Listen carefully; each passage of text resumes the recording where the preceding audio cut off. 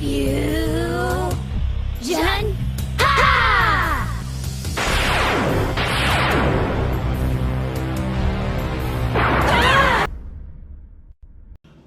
Gabimaru, the way I feel hollow, you know.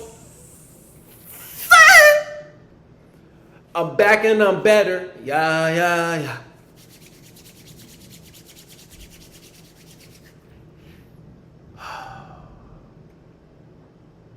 Hell's Paradise. Ooh, wait. Now let me say this. The end of the season got me all locked in. I'm all just like captivated. Fix my shit, man. Focus. What is this anime about? I'm gonna keep it short, sweet, simple. You got this assassin kid who is being charged for crimes, and his crimes can be pardoned if he goes to a random ass island, find this elixir of life, and then they get wiped away. That's it.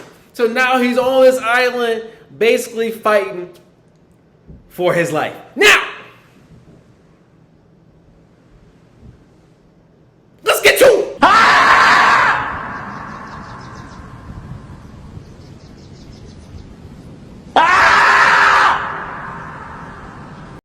Let's just get right to it. So you know how he has the shorty assigned to him. So every criminal that gets to this little island got somebody assigned to him called like an asaman or some shit. And essentially what they're like samurais who just execute niggas. Like you do some shit, we quick with the sword with it. Like on some demon slayer shit. But like they just criminal slayers. On God, they were just born to slice necks. Execution style. Human guillotines.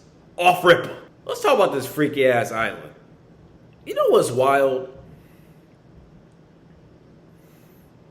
It's wild to me how everything was cool. Like the plot, and you know, it wasn't like a fan service, what they call it. Like you weren't seeing no cheeks like that with the whoop. So like I was like, okay, like this like on some like survival shit and like fighting, action. We focus on the action a little bit, a little development. You know, his wife, like, I don't even know. I'm going to get to that later. If she's even real or not. Like, what the fuck's going on? You know, groups, now the criminals killing each other, then the Asaman slicing necks and shit like that. So I was like, okay, so it's a little like, what's that, Animal Farm? Is that what they call it? That book back in the day? Like, or, no, not Animal Farm. Lord of the Flies, the little book back in the day, a lot of the kids and people got to survive on an island and start turning on each other type shit. Okay, we got one of these. And then, I mean, when we introduced May, who's the Tensei, we'll get to that. And they got this freaky ass jiu-jitsu or jetsu. I just watched UFC last night, so I'm sorry. Whatever you want to call it. They brought the freaky ass jitsu in this shit. I said, you sick motherfucker. I mean, all the other ones sounded cool, right? It was about like 6 of them. They were talking about the towel and how to elevate your towel and shit. And at the left field, I was from the right. At the left field, niggas come with the freak zoo. What do you mean? You can have sex to elevate your towel. Oh my God. You's a freaky ass nigga. Fuck you mean? What kind of freaky ass shit is this? So essentially, when we dial back a little bit, they get on the island. You got Gabimaru and Sagiri. I think her name is Sagiri. They tied to, you know, Sagiri got her past. Her dad used to be a chopper. She's a woman. They're like, oh, women can't be these choppers. And she's trying to fight. She don't want to be in the kitchen. She wants to chop. So she's battling through her shit, right? Then essentially, it used to be like a criminal Asaman's relationship. Now they kind of together because they got to survive. So it's like, look, put that criminal shit aside. And let me get to that. You know, it kind of pissed me off a little bit on how, I mean, obviously it was character development, but how everybody else got the gist. Like, everybody who was assigned to their criminals, like, it was like, yo, let these niggas free. You know what I'm saying? Like, we gotta survive, find this elixir. She's the only one talk about make sure you're cuffed. Make sure you're doing this. All that. Bitch, you got me fucked up. We over here fighting animal beasts that look like humans but the size of Attack on Titans. Like, bro, what are we doing? Let me free. But anyways, I digress off that. It was just the season was just kind of going as it goes, right? Like you just kind of navigating through the woods, forest, or whatever, this little island, and then they have little challenges and they're figuring shit out. But let me get back to this freak. I mean, this was crazy to me. Like when they got to the point of, and this ain't even like a recap. I mean, at this point, I'm just getting straight to the freaky shit. Like, fuck all, like, me going through what happened in episodes and shit like that. From now on, when I'm doing these, I'm going to the shit that has caught my attention and I got issues with. So, here's the thing. And I don't know the 3 levels off the top of my head, right? But on this island, you basically got ugly-ass monsters who are, like, man-made fuck-ups that are huge as shit and just try to kill everything, right? That's kind of like the first layer of the island. And then like the middle of the island, you had like the people who just who originated on the island and shit like that, right? But then I'll also put the people who are monsters, but have cognitive like abilities, right? So we'll put them in the middle of the island. It's technically not true. And then in the middle, I mean like the middle, but like the middle of the island. So you have like this layer 1. Then you got layer 2 with the monsters with cognitive abilities. And then you got boom right here. This is the middle. This is what the Tenzin are. Now the Tenzin are gods. And essentially what they are is just like masters of like this thing called Tao, which is basically just energy. And like they're basically like plants. But they're like human forms. Like they have like roots and all that shit, but like they're they regenerate quickly and shit like that. And basically we'll just call them gods, right? There's gods. Or they're perceived as gods. The Tenzin is strong as shit.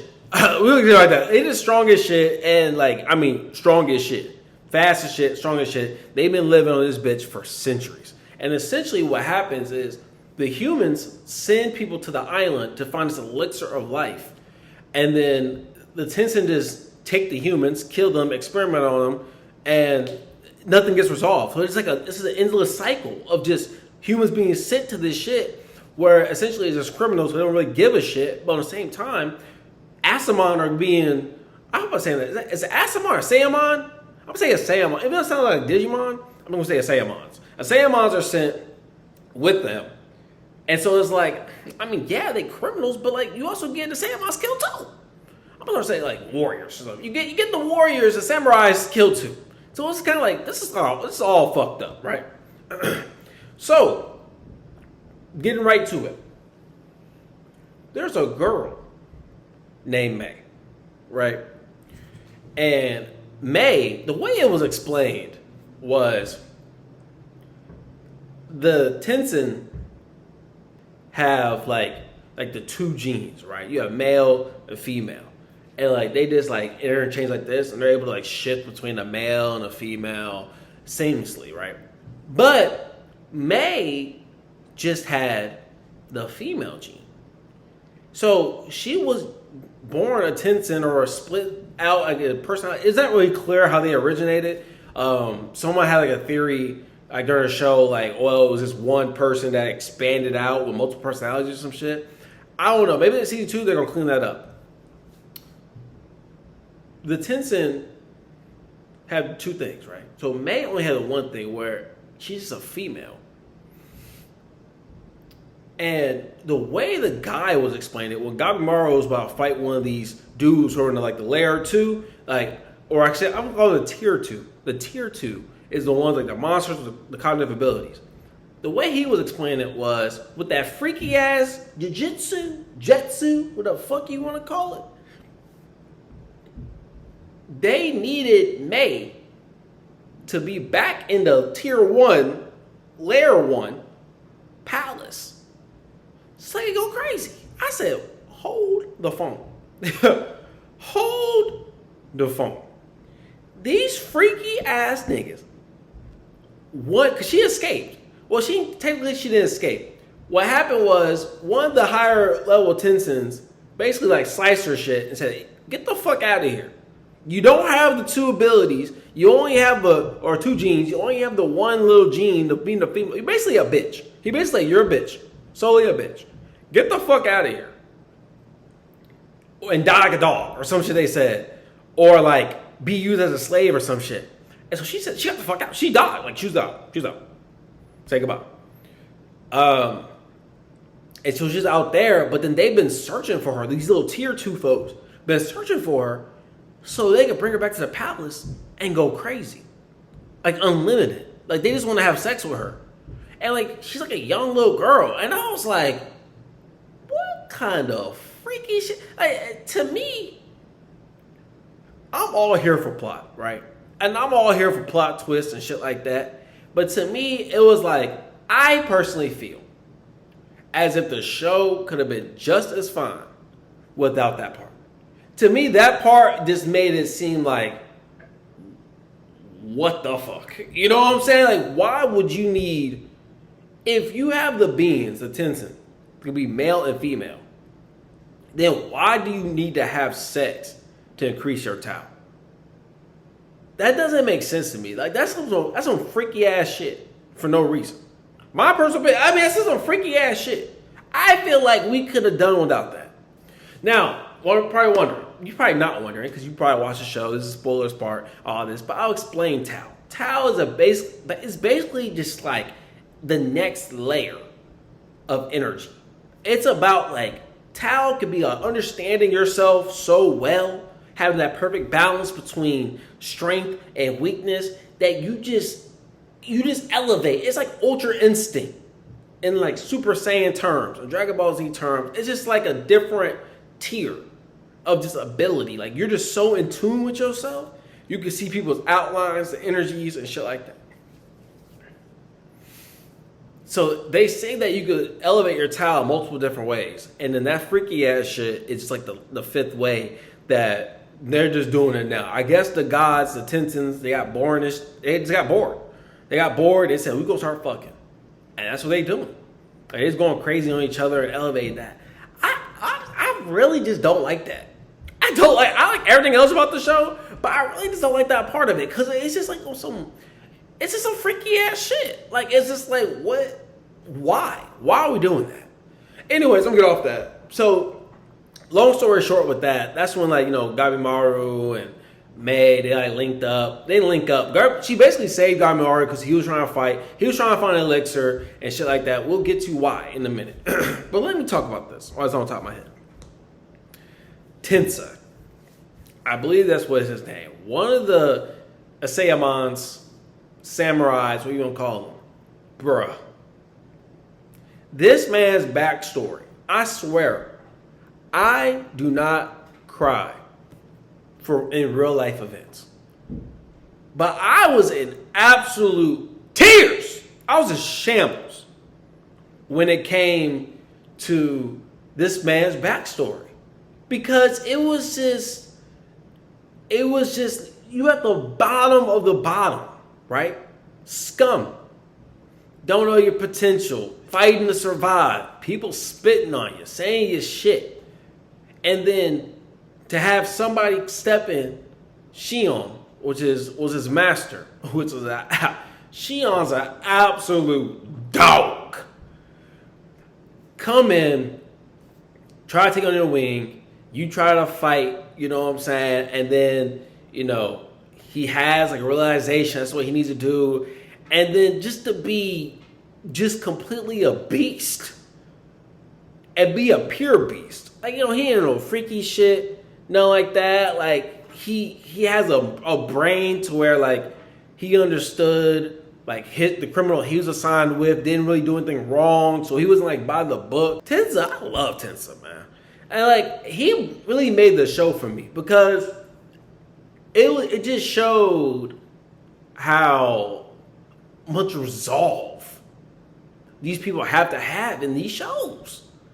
Like, bro, if this was real life, everybody would be cooked. No one got this resolved like this. No one does. Like, folks so soft these days, these generations, it's like, we all cooked. Say goodbye. So the way he went out when they got approached by a Tencent early, right? They were one of the first ones to get approached by one of these niggas. And Tencent was fucking shit up. One of them was just fucking shit up. And he risked his life, right? Basically, yeah, he just risked his life completely to save, the criminal little girl and also Shion, who came to save them. And I was just like, that John was just so admirable, bro. Like, he just went out like a complete G. Died and everything. I mean, was fighting so good with the sword and everything, but he went out like a G. Now, Shion is his master who's blind. That's a bad boy. To be blind and already be in tune with your Tao because, like, your senses have to be elevated. That's a bad boy. There's no other way to put it. Like, he went crazy. Like I said, Sagiri went crazy. The little fat boy, he went crazy with his little criminal. She going crazy and all that. So it's just a whole bunch of just going crazy, basically fighting for survival and shit like that. But I just had to shout out that episode 8 with Tenza and Shion and all that. That story really touched me. It touched my soul. And I was like, damn, you can really pull from that and like apply to everyday life. So that show was fire. That show was fire. Now, lastly, I'm going to wrap this up. So with gabimaru, who's technically is the main character, how I've spent 98% of this video not talking about him. He's a dog. One thing I don't like about gabimaru, though, and I don't like about this show in general, other than the freaky ass shit, is the recovery. Like, it's inconsistent. Like, you cannot be like, oh my God, I'm on the brink of exhaustion. And then they recover so fast. One time, it was like he had a face full of blood. And then the next scene, he was talking to Mai. It was literally like, I swear to God, 30 seconds later, the blood's gone. And I'm like, guys, animators, we can't do this. I didn't see him wipe the blood away. Or like this guy's really breathing and like panting really hard and shit. And basically like cut up and shit. But yet like, they're recovered. That happened with Shion, he recovered. That happened with Sagiri, she recovered after a battle. It's like, that doesn't happen. Like, what's going on here? And I also don't like how when the Tencent's fighting one of these niggas, there's like 7 of them, right? When the 2 of them are fighting individually, where are the other 5? Fucking? Like, that's what I don't like. It's like on some Avengers shit. Like, are you telling me that the Fantastic Four are not around when Hulk had smashed his shit in New York? When Thanos was going crazy? Where was the Fantastic Four? You know what I'm saying? Like, it doesn't make sense. It's like, wait. Like, are they just sitting this one out on purpose to see what happens? Like, why are they not interfering? If there's 5 other Tencents. Like, that's what I don't like either. So it's like those inconsistencies of like, the recovery speed was way too quick. It's way too quick. Like, you can't be like, oh, I'm fighting to exhaustion and like my body's feeling tight. And then in a minute, gabimaru is fine, walking around, talking, and ready to fight again. You know, that doesn't make sense to me. And also, like, where are the other heads? Like, why are they not jumping in and jumping these niggas? Like, that don't make sense to me either. But with that said, I think gabimaru is cold. You know, he's a stone-blooded killer. He was going stupid. He was learning on the fly. He's very adaptive. I love how he looks. Like, his style was on point with it. Like, putting it up, and he's able to like exert fire from his body. What was crazy to me, and that's how I know season 2 is going to go absolutely stupid. What was crazy to me is how the girl that was assigned to the fat dude, she's a, I forgot what they call him. Basically, I'm a shinobi. Because he's a shinobi, she's a shinobi as well. gabimaru's a shinobi, she's a shinobi as well. And she was saying how normally masters manipulate the younglings in order to make them like killing machines. So they give them like desires, or like they alter their memories and shit like that. So what was getting me is it was crazy how the last episode was such a mind fuck, because it was like, wait a minute. Does he have a wife or not? Because that's the last time I'm talking about. Going back, the season started as gabimaru had no will to live. He just didn't give a shit. Like, he was like, fuck it, like, kill me. But every time they try to kill him, execute him, he kept like resisting it in some capacity because he just was born to survive. Like, he was trained to survive. Hours and hours and hours to be this assassin who survives anything. And so then when Sagiri was talking to him about like his life and shit, he realized, oh, I do have a wife, and I want to get back to my wife because she treated me so well. But at the end of the season, they made it seem like, wait a minute, what if this wife doesn't exist? And it's like a figment of his imagination that was inserted by, you know, the head shinobi, like his headmaster. So then I was like, damn. And then, you know, he learned Tao so quickly and was going crazy. He's basically on the same level as Tenzin. But I guess through like, honestly, I don't know what happened. I don't know if like the Tao like resetted him, or was he just so exhausted and passed out he lost his memory. I don't know. But the hell? Or he's already so much energy that he lost his memory. But that's a crazy twist. Like, now he is like not conscious. Like, he doesn't know. Like, he woke up after all that fighting, and with the Mei, the ninja, not ninja, but like one of the top samurais and other samurais, the samurai criminal, and then there's a samurai, and he just woke up, and he was like, I know who I am, but I don't know what I'm doing here. He didn't know anything. So it's crazy. Season 2 is gonna be wild. It's gonna be wild. I'll do an update video on that. But that's my thoughts on season 1. You know, the action was pretty good. Action was really good. It was this one scene where Gabimaru was throwing 80 punches.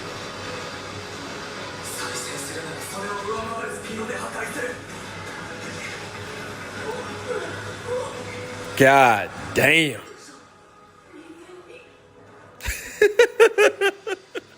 He was speaking this shit per second. And I was like, God damn. But it goes back to my recovery point where it says I know it's not supposed to be realistic, but in the same sense, it's like, bruh, this just defies logic to the nth power. Like, what's going on here? It's crazy work. But anyways, great action. The animation was okay. There were some moments where like it was like still in like the background, like it wasn't properly drawn, and like it wasn't smooth transitions. Plot's not bad. Other than the freaky shit, plot's not bad at all. So that's cool. And it's not over yet. So we still got season 2. So we'll see how season 2 goes. But season 1, all in all, with the anime, I give it like a smooth 8. I think it's like an 8. Like, it's not like, except that episode 8, I give it 8.5. Because that episode 8 changed my life. The way Tenza and his story was, it was just like, yeah, it just changed my life. So shout out to them. I gave it an 8.5. We shall see what happens in season 2. Stop being so damn freaky, Japan. Y'all better than that. A nut is not all life is. There's more to life than a nut. And on that note,